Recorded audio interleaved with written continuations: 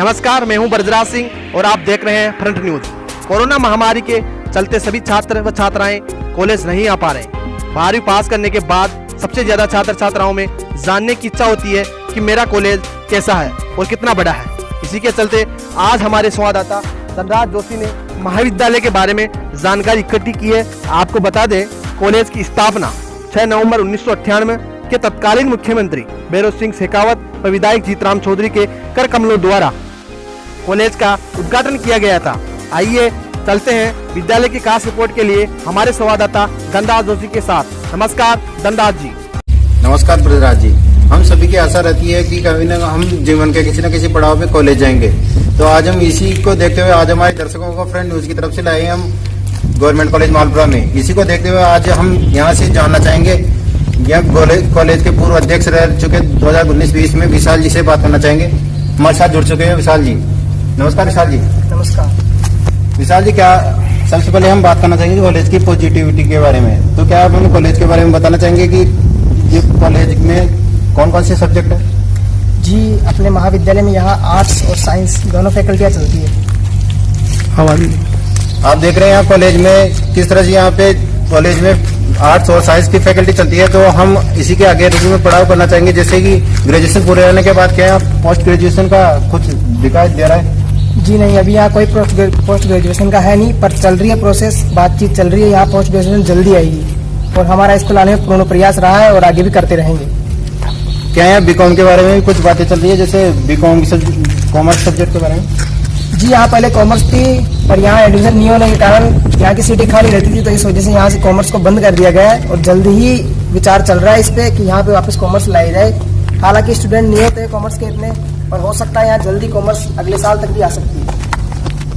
लेकिन जैसे गवर्नमेंट भी किसानों की तरफ से रुख करते हुए और उसी तरफ आजकल के स्टूडेंट एग्रीकल्चर में कुछ रुचि दिखा रहे हैं, तो उस हिसाब से क्या यहाँ पे एग्रीकल्चर सब्जेक्ट है? जी, यहाँ पे बीएससी एग्रीकल्चर से नहीं है, बीएससी जेड के थ्रू होती है, वो यहाँ एथॉरिटी नहीं है।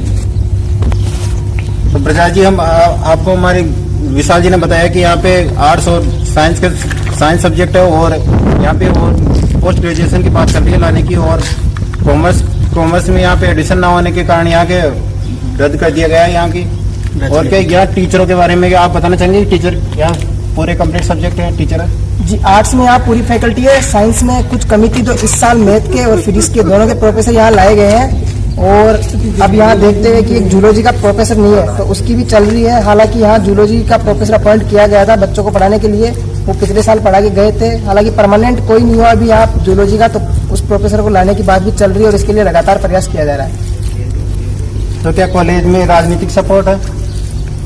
कॉलेज में राजनीतिक सपोर्ट तो ऐसा कोई राजनीति वाला तो कॉलेज आते जाते नहीं, यहाँ तो स्टूडेंटों का काम है, सभी विद्यार्थी पढ़ने के लिए आते हैं और विद्यार्थी की कोई समस्या होती है तो उनका समाधान हम पूर्णतया उनकी आशा पे रहकर करते हैं। आप 2019-20 में यहाँ से अध्यक्ष रह चुके हैं, तो आपने यहाँ पे क्या विकास करवाए और क्या कार्य के बारे में आप अपना ब्यौरा देना चाहेंगे?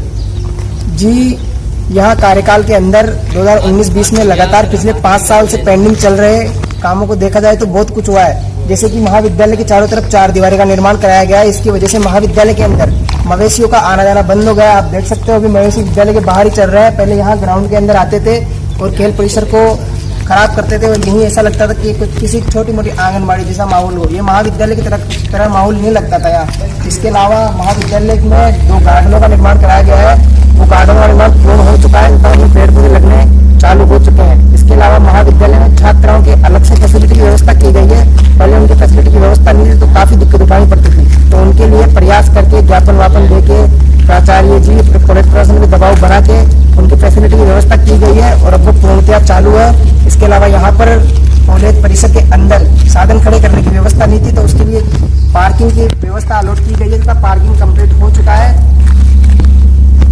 तो आप आगे हमें यहाँ बताना चाहेंगे, जैसे यहाँ तो लाइब्रेरी बुक्स की अवेलेबिलिटी और यहाँ पे जैसे कि जो कंप्यूटर के बारे में, इनके कंप्यूटर की स्टडी के बारे में? जी, यहाँ लाइब्रेरी में ऑल बुक्स अवेलेबल है और यहाँ लाइब्रेरी रूम इस साल नया बनवाया गया है और उसके अंदर अभी बुक्स पड़ी है। अगर कोई स्टूडेंट पढ़ना चाहता है तो आराम से आके लाइब्रेरी कार्ड बनते हैं, उनके थ्रू यहाँ से बुक इश्यू हो जाती है, वो ले सकता है, आराम से पढ़ सकता है और वापस जमा करानी पड़ती है। इसके अलावा जो आप कंप्यूटर कक्ष की बात कर रहे हो, तो यहाँ पर कम से कम इस साल 15 कंप्यूटर नए आए हैं तथा वो सुचारू रूप से लागू, अगर कोई स्टूडेंट कंप्यूटर में इंटरेस्ट रखता है तो वो आराम से जाके कंप्यूटर कक्ष के अंदर बैठ के अपना संपूर्ण कार्य पूर्ण कर सकता है। जैसे कॉलेज में नियमित छात्रों की संख्या कितनी होगी यहाँ पे? जी यहाँ पे नियमित छात्रों की संख्या 1550 थी।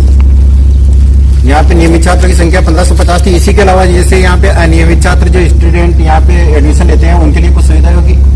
जी उनके लिए सुविधा ये है कि यहाँ पे जो एडमिशन लेते हैं उनका लगभग आधे से ज्यादा परीक्षा सेंटर यहीं आता है, तो आसपास के स्टूडेंट यहाँ नॉन कॉलेज यहाँ एडमिशन लेते हैं तो उनके ये फायदा है कि उनको कहीं एग्जाम देने के लिए बाहर नहीं जाना पड़ता।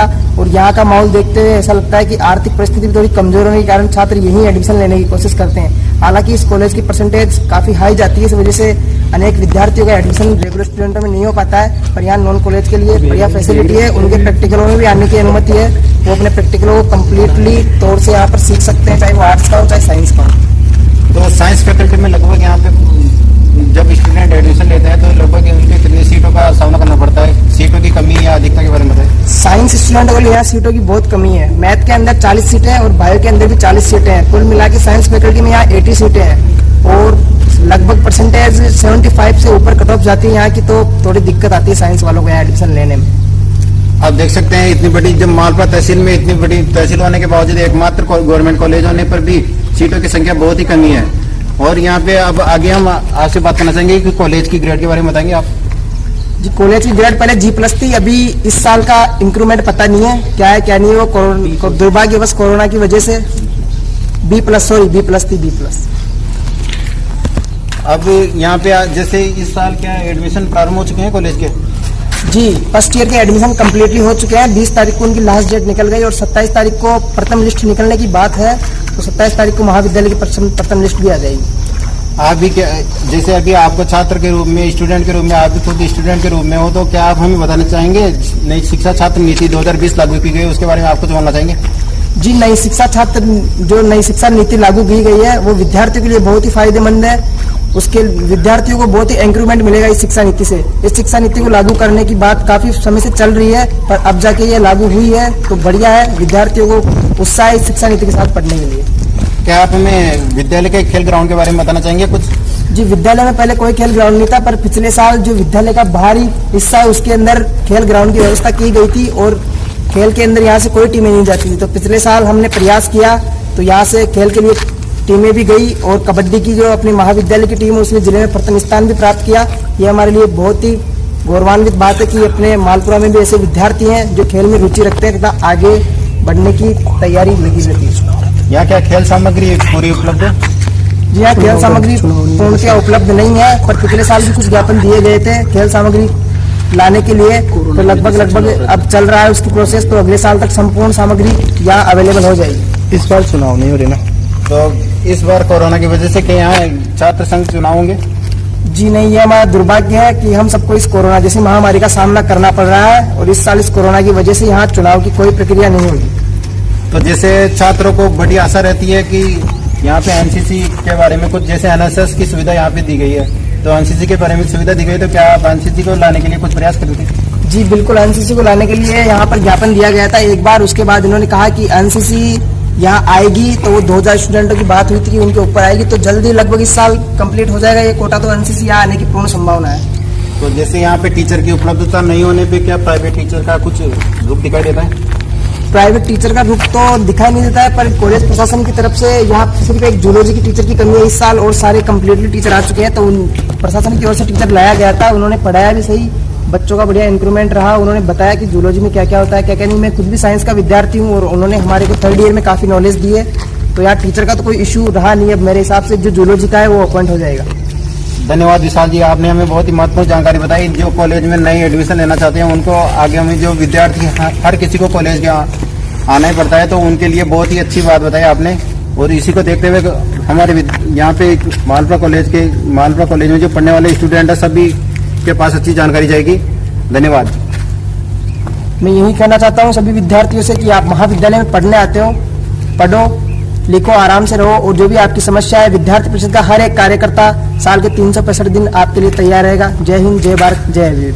धन्यवाद विशाल जी। इस तरह विशाल जी को आपने देखा किस तरह उन्होंने छात्रों को अच्छा संदेश दिया है और हमें महाविद्यालय की पूरी जानकारी बताई है। इसी के साथ धन्यवाद ब्रजराज जी, कैमरामैन विशाल के साथ धनराज जोशी।